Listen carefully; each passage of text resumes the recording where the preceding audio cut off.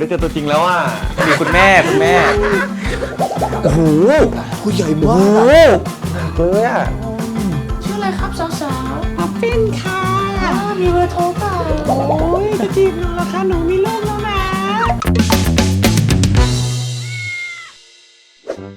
สวัสดีครับ ขอต้อนรับเข้าสู่ช่องคิสพีเว็บพูเย้มานะครับนี่กำลังเตรียม เรา ตัว ได้ นะครับ ทำการแพ็คแมวเป็นที่เรียบร้อยใช่พาเด็กๆนะครับพาลูกๆไปเที่ยววันนี้ที่เห็นเนี่ยสังเกตเห็นว่ามันจะมีผ้าที่เป็นเสื้อของคิดทำไมครับต้องมีเสื้อนี่ไม่คืออันนี้มันเป็นผ้าจากการที่เจ้าสองไข่นี้มันมานอนให้เห็นใช่ครับคือเห็นว่ามันไปนอนซุกกับผ้าชิ้นไหนคิดก็จะเอาผ้าชิ้นนั้นน่ะให้เป็นผ้าเน่าของเจ้าสองตัวนี้เลยเพราะว่าเขาอย่างพลูโตก็เห็นแล้วว่าไอ้ผ้าห่มข้างล่างอ่ะเป็นผ้าเน่าของพลูโตเรียบร้อยแล้วเวลาแบบเผื่อเราไม่อยู่อะไรเงี้ยมันจะได้เป็นกลิ่นเราปิดอันนี้ก่อนพร้อมที่จะไปเที่ยวกันหรือยังครับไปเที่ยวกัน let's go ดีกว่าก่อนที่เราจะไปเที่ยวกันยังไงก็ทุกคนครับฝากกดไลค์กดแชร์กด Subscribe กันด้วยนะครับ let's go ไป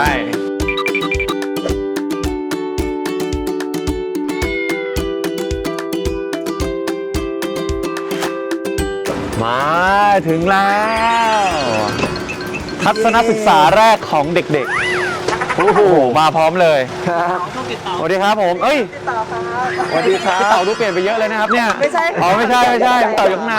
โอเคครับผมเดี๋ยวเข้าข้างในได้เลยครับสวัสดีครับ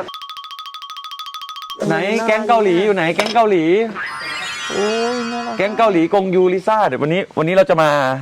สองไข่เรามาเจอกับแก๊งเกาหลีบ้างใช่แล้วก็มีแม่เขาด้วยนะแก๊งเกาหลีนี่เรียกได้ว่าเป็นรุ่นพี่ของไข่หวานกับไข่ดาวเพราะว่าถอดการเลี้ยงออกมาจากแก๊ง4หนุ่มเกาหลีนี้เลยใช่ครับใช่เดี๋ยวเราไปดูกันดีกว่าเราไปเจอกันดีกว่าดีเลยครับตื่นเต้นมากพี่เต่าสวัสดีครับสวัสดีครับผมรบกวนเอาแมวมาด้วยครับพี่ใช่เอามาพี่เต๋าเจอเฉยอ๋อดีครับเชิญครับวันนี้คืออยากมาเจอแก๊งเกาหลีมากครับพี่เต๋าได้ครับเดี๋ยวเก็บบ้านทุกเลยได้เลยครับเฮ้ยน่ารักจังเลยกลัวเหรอลูกโหตอนนี้โตหมดแล้วอ่ะคือตอนดูในคลิปอ่ะตัวเท่ามืออ่ะตัวเท่าฝ่ามือเองตัวนี้เลยเหรอใช่นี่คือเซตนี้หมดเลยนี่พาใครมาใหญ่มากเลยครับนี่พามาหมดเลยครับพี่เต๋าพามาเจอพี่เต๋าเลยสวัสดีครับอันนี้ไม่สบายใช่ไหมฮะใส่หน้ากากกันเนี่ยอ๋อไม่ครับเกรงใจไว้ก่อนขออนุญาตถอดแล้วผมเรียบร้อยครับเรียบร้อยแล้วครับส่งผลเรียบร้อยครับผมได้ครับโอ้โหอันนี้คือช่องอะไรคะเนี่ยช่องอะไรคะเนี่ย XP Web Cool ครับผมคือเป็นเหมือนกับ2พี่น้องครับคิสพีแล้วก็เว็บคูไปจงเป็นชื่อจริงของพี่เว็บเขาครับพี่เว็บนี่รู้จักอยู่แล้วอยู่แล้วขอบคุณมากโอ้โหนี่ดีใจมากที่มาเยือนที่บ้านก็ไม่ให้มาคือต้องบอกว่าเป็นแฟนช่องติดเต๋าเลยเพราะว่าตอนที่2ไข่เนี่ยกำลังจะคลอดนะครับผมก็ดูช่องของพี่เต๋านะครับผมว่าวิธีการเลี้ยงวิธีการเตรียมตัวอะไรไงเรียกได้ว่าเป็นกูรูรุ่นพี่ของ2ไข่เลยเซตเกาหลีกงยูลิซ่าอะไรอย่างนี้ดูทั้งหมดเลยครับ4ตัวแล้วอย่างเรื่องการเข้าห้องน้ำนะครับพี่เต๋าตอนคิดเลี้ยงแมวคิดซื้อมาเป็นแมวที่แบบพร้อมเลี้ยงแล้วอ่ะคือเรื่องห้องน้ำนี่คือเขามาแล้วเขาพร้อมใช้เลยอะไรเงี้ยครับแต่พอเราเริ่มเลี้ยงเองจากคลอดเนี่ยคือเรื่องห้องน้ำนี่เราต้องฝึกยังไงบ้างครับพี่เต๋าเรามีคอกใช่ไหมฮะครับผมเราก็เอาทรายแมวเด็กครับทรายเต้าหู้นะจะได้ไม่เจ็บอะไรเงี้ยครับแล้วก็ให้อยู่กับแม่เขาแล้วเดี๋ยวเขาจะดูแม่เขาเองแหละหรือบางทีเขาก็จะแบบเร่งให้ฉี่ใช่ไหมตอนเด็กให้ฉี่ให้อึเงี้ยเราก็จะเอาสำลีชุบน้ำอุ่นๆแล้วก็เอามาถูตรงบริเวณอวัยวะเพศเขาครับแล้วก็แล้วเขาจะฉี่มาเพื่อกระตุ้นเหรอครับใช่แล้วก็ไปกระตุ้นบนทรายกระตุ้นเสร็จแล้วก็ให้อยู่บนทรายแล้วก็กระตุ้นแล้วให้เขาถ้าสมมติเขานั่งฉี่แล้วก็ปล่อยรอแล้วเขาก็จะเริ่มจำได้แล้วว่าอ๋อทุกครั้งที่เริ่มปวดเนี่ยอาจจะต้องมาแถวๆนี้แล้วอย่างพวกอาหารเม็ดอาหารเปียกอะไรเงี้ยครับพี่เต๋าควรให้น้องประมาณช่วงประมาณอายุตอนนี้ก็กินได้นะตอนนี้กินได้แล้วเหรอครับถ้าเขากินหย่านมแล้วอ่ะก็ให้กินอาหารเปียกได้ดูยังไงพี่ว่ามันหย่านมแล้วหรือก็คือแบบให้นมแล้วไม่ค่อยกินนี่ไงกงยูมาแล้วนี่อันนี้ขาสั้นเนี่ยขาสั้นจะเป็นอย่างนี้โอ้ยดูดิอันนี้คนสุดท้องตัวเนี้ยซนสุดนะซนสุดกงยูเดี๋ยวผมขอไปเอากงยูมาก่อนพี่ขอโทษครับพี่เต๋าขอโทษครับอุ้ยแฮปปี้ตา2สีนี่ผมเป็นแฟนคลับแฮปปี้เลยเพราะว่าทุกอย่างผมถอดออกมาจากแฮปปี้หมดเลยจริงคือดูจากแฮปปี้เลยชูไหมคะโชว์ตัวหน่อยลูกมานี่โชว์ตัวหน่อยมาแล้วโชว์ตัวหน่อยโหได้เจอตัวจริงแล้วอ่ะไส้กรอก มีคุณแม่ฮอตมากระวังลองขวนเสื้อนะ ตาสองสีอ่ะน่ารักมากอะ หูตาสองสีตัวตาโตมากเลย แต่ตัวเล็ก แต่ตอนคลอดตัวใหญ่มาก อ่า ท้องอุ้ม4 ตัว 4 ตัวเนาะ แต่นี่คลอดเองครับคลอดเอง ใช่เห็นคลิปแบบ โอ้ย ดูไป100 รอบ แล้ แล้ว ว เล่าวันนั้นให้ฟังหน่อยดิคือจริงๆแล้วอะเรคคอร์ดนานมากใช่ไหมพี่สิกี่ชั่วโมง4 ชั่วโมงมาก โอ้โหจริงๆตั้งแต่2-3 ทุ่ม 2-3 น้ำ ทุ่ม ค่ำเริ่มออกมา อ่า แล้วก็รอให้ตื่นเต้นเหมือนกัน เออ เหมือนคิดเลยพี่น้ำค่ำออกแล้วพี่ก็โทรหาเจ้าของฟาร์มเลยเจ้าของครับน้ำค่ำออกแล้วโอเคเจ้าของฟาร์มก็พูดกับพี่เลยว่าเด็กแป๊บเดียวก็ออกแล้วก็นั่งรอไปเที่ยงคืนแล้วยังไม่มา ก็แล้วคือรอตั้งแต่ทุ่ม2 ทุ่มนะ ก็เลยไปนั่ง 2 ทุ่มนะทุกคน ก็เลยไปนั่งเล่นข้างบนนั่งเล่นคอมแล้วเขาก็วิ่งขึ้นมาก็มาร้อง แล้วก็มีสัญญาณแล้ว ใช่เขาก็เลยลงมา ทีนี้น้ำค่ำแบบทะลุแบบโป๊ะเยี่ยมมาเลยอ่ะอันนั้นคือน้ำค่ำออกของจริง ของเราไม่มีของเราผ่าคลอ ข ด องเราแค่มีแค่ตรงก้น ที่ ใช่ไห มี ม ใช่มีน้ำ ตอนแรกพี่ก็คิดว่าอันนั้นคือน้ำค่ำนะแต่จริงๆคือน้ำค่ำออกคือแบบมันจะต้องปุ๊บออกมาอย่างเงี้ยเสียงปุ๊บออกมาพอน้ำค่ำแตกปุ๊บก็เริ่มตัวแรกเลย แล้วก็แต่ละตัวก็ห่างกันประมาณ1 ชั่วโมงเสร็จประมาณตี 4 คือตัวแรกมาประมาณตี 1เนี่ยแหละครับ ตี 1 แล้วตัวที่ 2 ก็ตี 2 ตี 3 ตี ใช่ 4 แล้วก็คือโอ้โหแสดงว่าแฮปปี้ต้องเหนื่อยมากนะพี่ วันนั้นเหนื่อยมากแฮปปี้เหนื่อยมาก แฮปปี้เหนื่อยมาก คนงงเหมือนกัน คิดดูดิว่าแมวแบบนั่งเบ่ง 4 ชั่วโมงอะ จริง เพื่อให้ลูกออกมาทั้งหมดนะโอ้โหเหนื่อยมากแน่นอนนะ โอ้ รวมทั้งคนเองก็จะต้องแบบ ใช่แล้วก็ตื่นให้ข้อแรกแต่ก็ผ่านไปได้ด้วยดี พี่เต๋ามีอุปกรณ์แบบวางแบบ ตรงนี้เลยมุมนี้เลยตรงนี้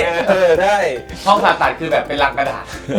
แล้วก็มีอุปกรณ์แบ ลู บ กศิษย์เลยลูกศิษย์เลยเขาเตรียมพร้อม แล้วผมก็ จริงๆ ทำตามที่พี่เต๋าทำอ่ะมันมีของผมบ้างเหมือนกันอยู่ที่บ้าน ใช่ พร้อมเลย สุดท้ายไม่ได้ใช้ผ่าคลอด รอมา3 มด วัน ลูกเฉื่อย แต่อันนั้นก็เป็นปัญหาที่แบบของน้องอะไรเงี้ยแต่ก็ผ่าคลอดก็โอเคครับก็ดีก็อยู่ในมือหมอ ทั้งบ้านมีแมวทั้งหมดกี่ตัวครับพี่เต๋า ตอนนี้7 ตัวครับ 7 ตัวทุกคนแล้วมีแนวโน้มว่าเป็นไงบ้างครับ จะเป็น 8 หรือ ใช่อาจจะเป็น10 กว่าเลย จะเอาไงกับแก๊งเกาหลีต่อพี่เต๋า ทำมันหมดแล้ว อ๋อทำมาหมดแล้วโอเค ใช่ครับก็มาได้สักประมาณ7 เดือนก็พาไปทำ ทำเหมือนเหมือนลุงข้างบ้านเลย 7 เดือนก็ไปเลย น้ำหนักเกิน2 กิโลก็ทำได้แล้ว อ่า เพราะว่าเราไม่เหนื่อยแล้ว เหนื่อย พอแล้ว สงสารแม่ อ่า พอเห็นแฮปปี้คลอดเยอะแล้วเขาป่วยไง เขาแบบดูทรมานมากเราก็เลยแบบทำหมันดีกว่าอะไรเงี้ยครับแล้วก็ตอนเขาป่วยเราก็ต้องให้นมเองไง ครับ ทุก2 ชั่วโมง ทุก2 ชั่วโมงก็ ไม่ได้นอนเลย ตื่น ซึ่งอันนั้นเหนื่อยมากนะพี่เนอะมันน่าจะเป็นช่วงของการอดนอนเลยอ่ะ ใต้ตานี่คือแบบโซมอ่ะตอนนั้นอ่ะ เราต้องพาทุกๆคนไปชมแมวให้ครบทุก ใช่ ตัวของพี่เต๋าดีไหมให้พี่เต๋าพาแนะนำน้องแมวหน่อยพี่เต๋าครับวันนี้ขอเจอแมวครบทุกตัวของบ้านพี่เต๋าเลย นี่แหละ ได้ไม รอแล้วรอพร้อมแล้วเนี่ย นี่ อันนี้นั่งอยู่ข้างล่างมี4 ตัว กล้องอยู่ครับ โชว์กล้องหน่อยครับด้วยครับ นี่ อยู่ไม่ได้ใช่ไม่อุ้มเท่าไหร่ ตัวแบบแก้มเกิมเยอะนะเออ เนี่ยดินเนี่ยขาสั้นขาหน้าเขาจะสั้น นี่ขาแค่นี้ ใช่แต่ที่สั้นสุดน่าจะเป็น เขี้ยว แฮปปี้นี่สั้นที่สุดแหละ น่ารักมาก นั่นเนี่ยครับ หูหางยาวหางใหญ่มากเลยเนอะ จริง นี่ อันนี้พ่อคุณพ่อ นี่คุณจะเจอคุณพ่อหน่อย ลักกี้ค่ะ น้องสวย ไม่เป็นไรไม่เป็นไร อันนี้คุณพ่อครับลักกี้ นี่น่ารักโอ้โหตัวหนักเลยอ่ะ ลักกี้ครับ อันนี้ใคร โอ้อ่ะลงจุบโอ้โห ผู้ใหญ่ โอ้ มาก โหขนปุยโอ้โห อันนี้โรเซ่ นี่โรเซ่ทุกคน โรเซ่มันได้เช็ดตาเลย อันนี้โรเซ่ตัวเมียครับ โอ้ เอาแล้ว วิวทะเลาะกันเขาทะเลาะกัน นี่โรเซ่ครับ โรเซ่นะคะ อันนี้จะปุยๆหน่อยอ้วนๆเลย แต่นิ่งนะดูดิ อุ้ยหอมมากเลยอะแมวพี่เต่าหอมอะหอมกว่ากูอีก เฮ้ยหอม เพิ่งอาบน้ำมา หอม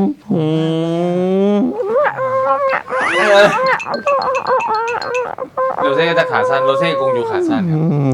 ทะเลาะกันไหมปกติทะเลาะบ่อยไหม โอ้โหเนี่ยครับทะเลาะกับพ่ออยู่ในตอนเนี้ย แล้ว ใช่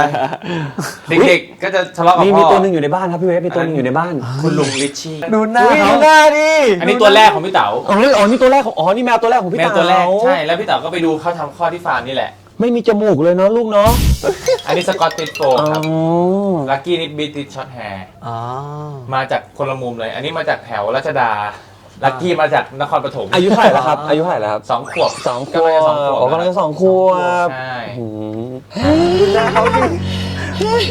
ชอบหน้าแบบนี้วะ เป็นแมวที่มีคาแรคเตอร์ที่สุด แมวคาแรคเตอร์ หน้าเหวี่ยง ใช่หน้าหงุดหงิดตลอดเวลา แต่นิสัยดีครับนิสัยดี บ้านนี้แมวไม่ค่อยตะปบคนเพราะว่าชิน ดูไม่ค่อยกางเล็บนะครับ ไม่ค่อยครับ ไม่กาง กางใส่แมวอย่างเดียว กางกันเอง เนี่ยถ้าออกมาเนี่ยโดนแน่นอน กางกันเองกางกันเอง ถ้าออกมาโดนแน่นอน คือทำไมถึงแมวแบบคือมาเจอกันไม่ได้อะครับ กลิ่นแหละครับกลิ่น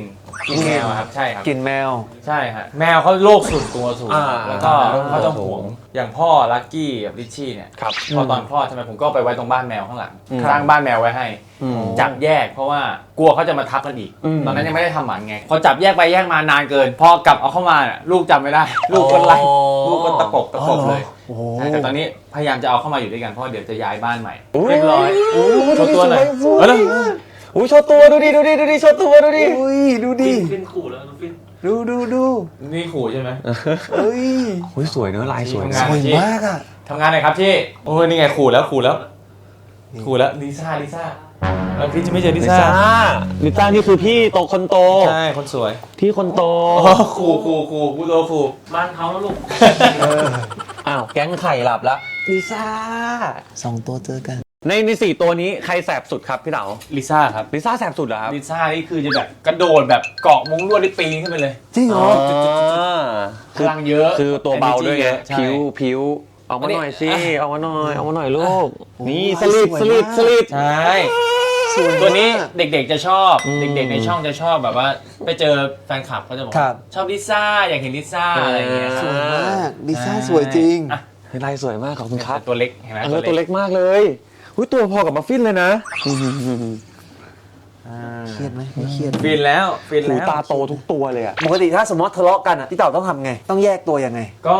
ช่วงหนักๆก็จับย้ายไปนู่นเลยครับ แยก แต่ที่จับแยกเพราะว่ายังไม่ทำหมัน อ๋อ อะไรเงี้ยเพราะมันจะแบบทั้งกัดคอตัวเมีย ฉี่ตามโซฟาอะไรเงี้ยครับ ก็จะฉี่ไปทั่ว สเปรย์ไปทั่ว ตัวผู้ก็จะมีปัญหาตรงนี้ แต่คือพี่น้องกันต่อให้เป็นเพศผู้เพศเมียก็ต้องจับแยกกันอยู่ดีช่วงติดสัตว์ใช่ไหมครับ ใช่ มันก็จะทับกันเองอยู่ดี ใช่ครับ ดูเป็นแบบโหลดโหลดกับยืดโหลดกับยืด ใช่มีสัตว์แต่ตัวเล็กอ่ะก็จะดูแลง่ายหน่อยเพราะว่าหนีเราไม่ทันเราก็จะชุบมา จะไม่ค่อยปีนป่ายมากเท่าไหร่เลย แล้วทำไมเวลาพี่เต๋าเลี้ยงแมวหรือแบบคาดแมวทุกคนต้องใช้เสียงแบบ2 3 4 5 6ก็ดูจากช่องพี่เต๋าด้วย ใช่ ที่จะเห็นเสียงหลบของพี่เต๋าอะ ลักกี้ครับ นี่เสียงนี้เลย ลักกี้ครับแฮปปี้ขาแฮปปี้แฮปปี้ นี่เลย คุณน่ะต้องไปลองเลี้ยงดู คุณถึงจะเข้าใจว่าทำไมเราถึงดัดเสียงมันเปลี่ยน จ ไปเอ ริง ง ๆถ้าเราทำเสียงแบบลักกี้อะไรเงี้ยมันก็จะแบบเหมือนเราดุเขาอะอะไรแต่ถ้าเราทำเสียงแบบเล็กๆอะไรเงี้ยเขาก็จะแบบสนใจ แต่ถ้าทำเสียงใหญ่ปุ๊บเขาจะหนีเขาจะกลัวโทนสูงสูงแล้วก็แบบเบาๆ คิด หน่อย เองเบาๆหน่อยซอฟต์ ของคิดแบบไหนนะ ผมเหรอผมจะแบบมาหาป้าไม่ลูกมาหาป้าไม่ลูก ๆอย่างนี้ก็ได้ ไม่ดูอ่ะ เขาไม่ค่อยหลบเสียงใช่ไหม มาได้ป้า ดูผู้ตัวอย่าง อ๋อแต่ใช่จะชอบดุลุงข้างบ้าน เพราะว่ามันชอบตบน้องเล่นแต่น้องแรงมากครับผู้โตเป็นแมวเล่นแรงเพราะว่าตอนเด็กอ่ะผู้โตเป็นแมวตัวแรกของคิดแล้วเหมือนกับว่าคิดเห่อมันมากคิดจะชอบนัวมันแรงอะไรเงี้ยเลยกลายเป็นแมวกลางเล็บไปเลย เพราะว่ามันโดนเราเล่นแรงจนกลัวอะไรเงี้ยครับแล้วกลายเป็นบางครั้งเล่นกับลูกก็โยนไอ้ไข่ปิวเลยโยนแบบชกสแลม เล่นแรง จั จ บ ริง มัฟฟินแบบชกสแลม นี่เหรอ ใช่ครับแบบเล่นกับน้องแรงมากอ่ะ เล่นแรงกับตัวขาสั้นด้วยนะ ใช่ เลยบางครั้งเลยต้องดุหน่อยแต่มันก็โดน ดึงอย่างนี้เลยอ่ะพุ่ง แบบ อย่างนี้ หยิ เนี่ บ ย หัวมัฟฟินแล้วโยนออกมาเลยใช่ครับ ดึงตัวนี้เลย เหรอ แล้วก็วิ่งมาหาไอ้ไข่แล้วก็โยนขึ้นไปจับ โย มือน 2 มือโยนอย่างนี้เลยครับ โยนได้ด้วย ใช่ อุ๊ยอยากเห็น โย นะ เห็นกับ ไม่เค ตาย เห็น เลยอ่ะแบบโยนแมวเลยแบบเฮ้ยผู้โตเล่นอะไรเนี่ย เหรอพุโตเป็นคนเหรอ เล่นแรงมากผู้โตอ่ะ แรงจริง พุโตบอกได้นิสัยมาจากพี่คริส คนเล่นกับมันแรงตั้ง นี่ แต่ มี ด็ก เสียงภาคประจำตัวแต่ละตัวยัง ยังเลยครับ เฮ้ยนี่ถ้าทำ เต่าเป็นเทปแรกของพวกผมเลย ถ้าทำช่องแมวต้องมีเสียงภาคของแต่ละตัวนะ นี่โอเค 4 ตัวห้ามเหมือนกัน เอาแล้วไปหาช่อง ของเต่าอะครับเสียงเป็นยังไงบ้าง มีนะ เสียง มี เสียงลิซ่าเป็นไง ลิซ่าก็จะคล้ายๆแฮปปี้ แหลมๆ เป็นนักพากย์คนเดียวกัน มีแบบมันได้ยาก อื นะ ม แต่ก็ได้บางทีก็ลืมภาคลักกี้เป็นเสียงผู้หญิงอะไรอย่างเงี้ยโอ้ แต่เดี๋ยวมันจะมีไปเองเสียงพวกเนี้ยเป็นซิกเนเจอร์ของ เดี๋ยวเรามอง ค หน้า ลี้ย เขาก็รู้แล้วว่าหน้าเขาควรจะออกเสียงอะไร สวัสดีครับ ผมลักกี้ครับ ขอต้อนรับพี่คริสกับพี่เวฟมาที่บ้านนะครับ คิดต้องพากมัฟฟินเสียงมัฟฟิน ชื่ออะไรครับ สวัสดีค่ะ ชื่ออะไรครับสาว มัฟฟินค่ะ ๆมีเบอร์โทรเปล่า โอ้ยจะจีบหนูแล้วค่ะหนูมีลูกแล้วนะ ไม่เป็น เป็นไรพี่ลักกี้ไม่ถือพี่ลักกี้มีลูกเหมือนกันแต่พี่ลักกี้เป็นหมันนะ จองสักตัวหนึ่ง จริง เป็นตัวพี่เวฟ คือผมอะยังไม่เคยเลี้ยง แต่ว่าคือกังวลหลายอย่าง ก็เลยมาปรึกษาอยากจะหาความรู้ คือเราเป็นคนที่แบบพอรักแล้วแบบกลัวว่าเดี๋ยวน้องแบบถ้าสมมติว่าแบบป่วยขึ้นมาหรือจะอะไรเงี้ย คำถามหนึ่งของพี่เวฟคือถ้าเราเลี้ยงแมวตัวเดียว เราปล่อยมันไว้ได้ไหมครับ ไม่ต้องให้เวลามันมากขนาดนั้น แมวเขาบอกว่าแมวโลกส่วนตัวสูงไง ใช่ ก็ไม่ต้องไปยุ่งกับมันมากก็ได้ ไม่ได้ ไม่ได้เนาะ ไม่ได้ครับ ไม่งั้นเดี๋ยวเป็นซึมเศร้านะ สุดท้ายแล้วยังไงแมวก็ติดเจ้าของอยู่ดี ถูกต้องยังไงก็ต้องอยู่กับเขาอะครับ อย่างที่ซื้อมาหลาย ๆ ตัวว่าจะได้อยู่ด้วยกันเพราะเราไม่ค่อยมีเวลา แต่ถ้าพี่เวฟเลี้ยงตัวเดียวเนี่ยทางให้ดีควรจะมีทั้ง ต้องมีเพื่อน สองตัว อ่า ถ้าไม่มีเวลาให้เขา ครับ แต่ถ้ามีเวลาให้เขาก็เลี้ยงตัวเดียวได้ มีแมว2ตัวดีกว่ามีแมวตัวเดียวยังไงบ้างครับพี่เรา ก็เขาก็จะมีความแบบได้ปลดปล่อยพลังงานอะเล่นกันเองอะไรอย่างเงี้ยครับ แต่เขาไม่กัดกันเหรอเราก็กลัวเขากัดกันหรือทะเลาะกันอะไรเงี้ย แล้วก็มาตอนไล่ๆกันเนี่ยวัยประมาณเนี้ย ครับ ยังไม่ได้คิดอะไรเยอะอะ อ่า วัยแบบเด็ก ๆ อะไรเงี้ยสัก3 เดือน 4 เดือนถ้าไปเอาจากฟาร์มใช่ไหม ครับ ก็วัคซีนครบเสร็จก็พามาได้เลย แล้วแบบอย่างนั้นเขาพากันกินพากันนอนอะไรเงี้ยเห็นตัวหนึ่งกินตามอะไรเงี้ยมันก็จะลอกพฤติกรรมกัน ใช่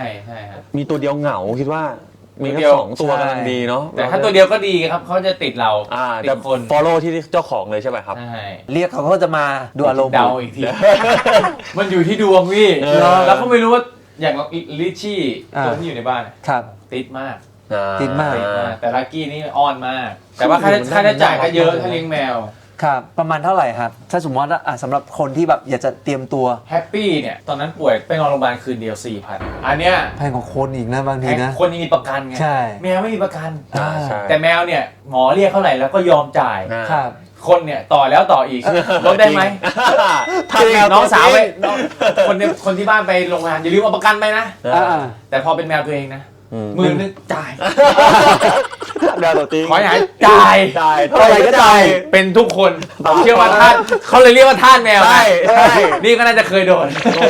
ใช่เลย ตัวแพงที่สุดซื้ออะไรครับ ซื้อบ้าน สร้างบ้านเลย 200,000 บาท โอ้โห แล้วบ้านใหม่ที่ทำอยู่ก็ครึ่งบ้านก็เป็นห้องแมว โอ้ย ก็คือตรง living room นะอันนี้โซน living โต๊ะกินข้าวนิดนึง แล้วก็ห้องแมวมาเนี่ยห้องแมว พื้นที่ประมาณครึ่งหนึ่ง ก็15 ล้านเพราะบ้าน ใช่ โอ้ ห้องแมวนี่อลังการมาก แต่เราก็ตั้งใจว่าเราจะเลี้ยงแต่ในห้องแมว เพราะว่าไม่ปล่อยมาเพ่นพ่านนะ เพราะปล่อยมาก็เห็นที่เห็นนะ ใช่ใช่ เนี่ยตัวอย่างมีอย่างนี้ยฟินแล้วมานั่งพร้อมๆกันอย่างเงี้ย จริงเหรอ เราต้องเลี้ยงให้ได้อย่างนี้นะเอาจริงไอ้ลุงข้างบ้านไม่ได้แล้วหนึ่งลุงข้างบ้านไม่ได้แล้วหนึ่ง จานี้ใช่ไหม ใช่ครับ ใช่ มีสายตบของไหมฮะ ลิซ่า ลิซ่าเลย ใช่ แสบสุดใช่ไหมอย่างที่บอก กระโดด กระโดดขึ้น มีขานี่แบบนั่งอยู่นั่งอยู่เนี่ยกระโดดวิ่งไล่กันกระโดด ไม่รู้กระโดดข้ามไปก็ได้นะต้องมาข่วนขาก่อนทีนึงอะต้องมาฝังเล็บซะหน่อยแล้วก็ค่อยโดดไป เรียกเราเข้าสนใจอยากให้เราสนใจ เป็นแผล ใช่แต่ลิซ่า เป็นแผลบ่อยไหม สุดบ่อยครับเนี่ย บ่อย ช่วงแรกๆนี่แบบเต็มเลย ขาสั้นมาก จริง โอ้ยตายแล้วแฮปปี้โหลดมากเลยอ่ะเคยแบบเห็นแวบๆแล้วจำผิดตัวบ้างไหมพี่เต๋ามันเหมือนกันมากนะ จะมีตัวกงยูกับโรเซ่ที่แยกยาก อ๋อ อะไรเงี้ยเพราะว่าขาสั้นเหมือนกัน จะใกล้กันแล้ว สีขาวอะไรเงี้ย อืม แล้วเวลานั่งเขาจะชอบนั่งตรงเนี้ยที่ประจำเขา อ่า เปิดมุ้งรถปุ๊บเขาก็จะมานั่งดูนกดูอะไรเงี้ย อ่า ก็จะมานั่งดูทั้งวัน อ่า แล้วอย่างเรื่องการมีห้องน้ำกับน้ำพุที่บ้านจำเป็นไหมครับคือบางทีตอนคิดเลี้ยงแรกๆนะก็แค่เอาจานมาแล้วใส่น้ำอะ ครับ จบไม่ต้องเห็นต้องซื้อเลยน้ำพุ แบบนั้นก็ได้ เพราะว่าแมวก็กินจริงๆก็กินน้ อืม ำจากแบบพวกน้ำนิ่งๆก็ได้ ครับ ไม่จำเป็นต้องน้ำพุอะไรเงี้ย แต่ถ้าน้ำพุ แต่บ้านผมชอบกินน้ำจากชักโครก จริงเหรอ ชอบไปกินชักโครก แต่บอกว่า ทุกครั้งต้องปิดฝาชักโครกออก อ๋อ อะไร เป็น เงี้ย เป็นมุดเลยเหรอครับพี่เต๋า เหมือนชั้น2เนี่ยมันขึ้นไปรอเราใช่ไหมก็เห็นมันปีนอะไรมาอ๋อก้มไปกินน้ำแล้วก็เลยปิดแล้วต้องลงไล่ลงมากินข้างล่าง แต่อย่างน้ำพุเห็นบอกว่าจะช่วยให้แมวกระหายน้ำมากขึ้นด้วยเพราะมันได้ยินเสียงอะไรเงี้ยมันก็อาจจะดีด้วยนะครับใช่ไหม มันเป็นเคลื่อนไหวไง อืม พอมันเห็นเคลื่อนไหวแล้วแบบน้ำเหมือนแบบน้ำไหลอ่ะ อ่า น้ำมันจะสะ มันมี อาด น้ำตก แบบ อ่า น้ำในแม่น้ำมันจะไหลมันจะสะอาดมันก็ทำให้แบบแมวอยากไปทาน แต่จริงๆถ้าวางปุ๊บวางกับพื้นแล้วแมวกินก็โอเคครับแต่ถ้าตัวไหนแมวไม่กินน้ำสังเกตแล้วว่าเอ๊ะทำไมไม่ค่อยกินน้ เออ ำน้ำพุแมวก็ช่วยได้ อ่า อืม แล้วห้องน้ำห้องน้ำแมวสำคัญไหม อัต จำ โน เป็น มัติไหมเหรอ ใช่ ถ้าเลี้ยงเยอะอย่างเงี้ย ครับ ควรจะมีไว้สักครึ่งหนึ่งก็ดีครับ อืม ให้เขาเข้าแบบเราไม่ต้องเก็บอึบ่อย อ่า แต่ถ้าแบบเลี้ยงตัวเดียว2ตัวก็ กระบะเดียว กระบะเดียว แล้วก็เททรายแมว แล้วก็ตักเอา สมมติว่าเลี้ยงแมว 2 ตัว อ่าฮะ กระบะควรจะมี 3 อ๋อเหรอ โอ้ ใช่ไหม เอ้าเหรอฮะ ทำไมอะ อ๋อของกระบะ เพื่ บ อ วกหนึ่งเหรอ ต้องบวก ถ้าแน่นแล้วเขาจะไม่เอาเลย 1 เห ส ร ก อ ปรกไม่เอา อ๋อ แมวก็จะรักสะอาด ถ้าแบบ โอ้ เต็มแล้วเขาก็ไม่เข้าอะไรเงี้ย โอ้ ใช่ ผมนึกว่าเป็นแบบจำนวนแมวลบหนึ่งมาโดยตลอดนะ บวก 1คิดบวก 1 โอเคบวกหนึ่ง บวก 1ครับ โอเค อันนี้คือจะเซฟเราสุดเพราะว่าเราไม่ต้องตักบ่อย แล้วก็ อ๋อ แมวก็จะเข้าห้องน้ำตลอด แต่อย่างผมเนี่ยตัวเล็กใช่ไหมขาสั้นก็จะซื้อกระบะใหญ่ๆมาเลย ทีเนี้ยเต็มยากอะไรอย่างงี้ก็ได้ โอเค แต่ก็ ต้องไปซื้อกระบะ เขาจะรักความ เพิ่มนะ สะอาดมาก อย่างผมไม่ตักห้องน้ำให้นะ เรียกผมไปนะ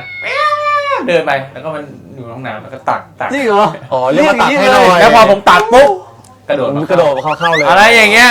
แสดงว่าเป็นแมวค่อนข้างรักสะอาดนิดนึง ใช่ แมวเขาจะรักสะอาดนิดนึง ความสนุกที่บ้านพี่เต๋ายังไม่หมดเท่านี้ EP หน้าคริสต้องมาทายชื่อเหล่าแมวแก๊งเกาหลี พร้อมแข่งตอบคำถามแฟนพันธุ์แมวกับพี่เต๋าดูสิว่างานนี้ใครจะโดนลงโทษกันแน่ อย่าลืมติดตามกันด้วยนะ